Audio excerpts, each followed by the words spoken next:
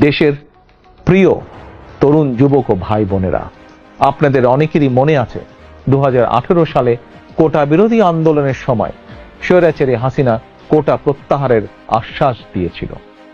এখন আবার আদালতকে ব্যবহার করে সেই কোটা ব্যবস্থা পুনর্বহাল করেছে। আজ এটি স্পষ্ট যে এটি ছিল শিক্ষার্থীদের সঙ্গে প্রতারণা।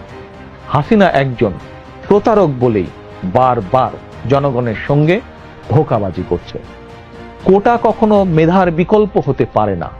আমি ব্যক্তিগতভাবে বিশ্বাস করি, মনে করি চাকরি কোটার ব্যাপারে ছাত্র তরুণদের দাবি অবশ্যই ন্যায্য এবং যৌক্তিক। জনগণের রায় বিএনপি সরকার গঠন করতে পারলে অবশ্যই ছাত্র তরুণদের যে কোনো যৌক্তিক এবং ন্যায্য দাবি বাস্তবায়ন করবে। একই সঙ্গে প্রতিবন্ধীদের বিষয়টিও রাষ্ট্র অবশ্যই গুরুত্ব সহকারে বিবেচনা করবে।